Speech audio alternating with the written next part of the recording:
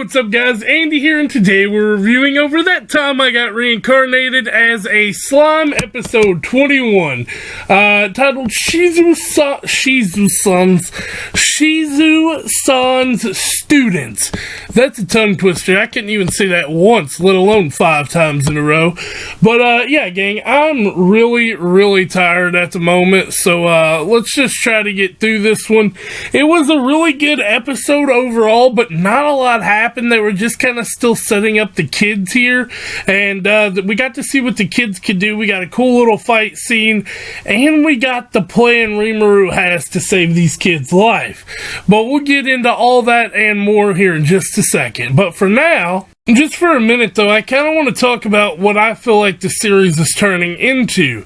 They started off really strong, which is why I fell in love with slime, and they really wanted to hit it home that, you know, this anime is going to be cool. But I mean, honestly, I like the laid back stuff just as much as the whole fight stuff. I mean, I guess it might be weird, you know, I'm not sure. Every episode we kind of get something new with this show, so I don't know. That's just my take. Anyway, though, guys, let's get this started. If you do end up liking the video, don't forget to leave a like. If you got something to tell me, don't forget to leave a comment. And if you want to help the channel out in any way possible, hit that subscribe button. It can't hurt too much, and it helps me out. But only do that after the video, you know, to see if you like my content style. And this will be a great one to start off on because I'm tired as all shit. But let's go. Back from the dead.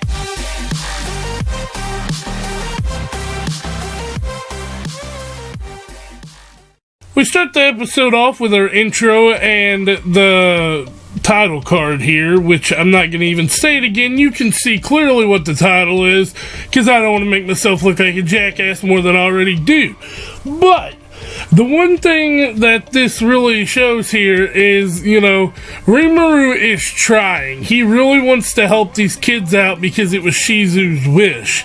So he's like, just like the episode starts off and he's like, roll call, and he goes through the kids' names, and Kenya pretty much says, we're just gonna die sooner or later anyway. So that's why these kids were so motivationally discharged. They know they're gonna die, so they know about it. I didn't think they knew, but Rimuru says, let's play a little game, and they're all like, no, and he's like, we're gonna play a game, and he summons Ranga to scare him, and he's like, Ryoto, you referee. We're gonna do one-on-one skirmishes, and you got 10 minutes. If you beat me, so he says something like, if you beat me, I'll do something, or something like that, and he goes, but if I beat you, then you gotta call me sensei. So, he fights Kenya, beats Kenya, then he goes on to, Chloe, who is apparently a prodigy, because she used water magic really efficiently on him, but he just walked right through it because he's a higher skill level. Gale used magic bullets, which he just absorbed right up because he's a higher skill level than Gale. Y'all catch the drift of where this is going. He kind of ran roughshod, but it was fun to see all the kids' powers because what's this kid's name? Ryoto.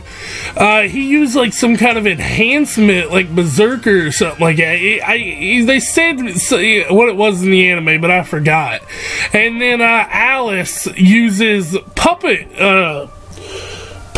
master skill. I think they call it golem master though, I'm not sure, but she just uses little stuffed animals though, and he's like, you know, she could be really impressive if she was using like alloy weapons or something like that with this.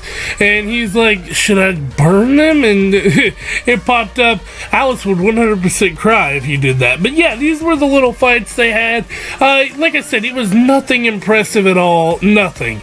It just kind of showed off what the kids could do and what their potential could become in the future. Then Rimuru's kind of rough-shotting ideas on how to save them, and he thinks that he can use his degenerate skill, but he can't because their energy is fused with their soul, so it can't just be separated out of them. So that plan's off the table, but he tells him, he's like, look, he pulls out the mask, he's like, look, when Shizu-san entrusted this to me, she entrusted you to me. I won't abandon you, I will save you. Which, that was a very cute scene. So he goes to visit Trainee, who pretty much, like, he learned this warp skill from Viesta, which is really cool, where he can warp to places. I assume it's got very, very high limits, but it's still cool to see. Also here, we get him talking with Trainee about the Queen of Spirits, I think that's what they called her.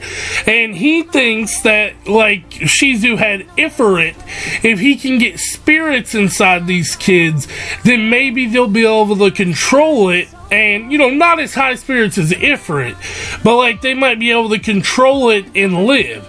So he's looking for the queen. But before that, he's still got to, you know, because Trainee don't know where she's at, so he's got to do his research on the down low, and so he cut back over to the kids. It's been 1 month since they started training, and Rimuru's still pushing the combat stuff, and he pretty much beats their ass again, you know. They're still kids.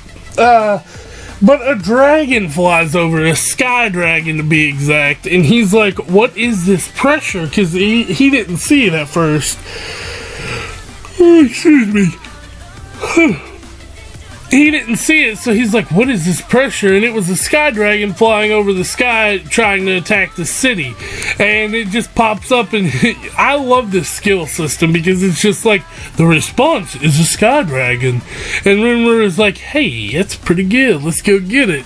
And the kids are all like, no, come on, don't do it, you can't beat a dragon. You know, we're one thing, dude, we're kids, but you can't beat no dragon. And we all know Rimuru will fuck a dragon up. But he goes out and he heads for this thing, and this was a really cool scene right here. This thing used lightning magic, I assume, and the bowmen, the archers, were sitting there shooting arrows, and it was just deflecting, and then it shot back, and Rimuru just pretty much blocked it, and it shot at Rimuru, and Rimuru just absorbed it up in one shot, absorbed this thing in one hole.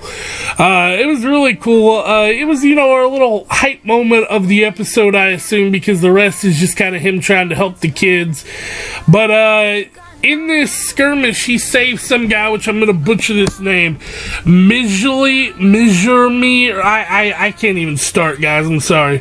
But he invited him to dinner at his store, and he's a merchant, and he's a really high merchant, like, you know, he has classifications with a lot of people, and him and Rimuru come to an agreement that, you know, he'll come visit Rimuru's town, and they can both benefit from it. And they cut over to this scene where the girl, who I guess it's his wife, she's praying for the kids, and she says something about the Queen of Spirits, and Rimuru's like, do you know where they're at? And she's like, yeah, I used to live right there by them. And so Rimuru pays her for the location, and they're heading out because he's going to try to get some high spirits, or superior spirits, to induce these kids' bodies with, like, kind of fuse them together, hoping that they'll be able to live on. Which 5 summoned kids who all have really high power levels under Rimuru's control. That, well, not control, because, you know, he's not going to force them into anything.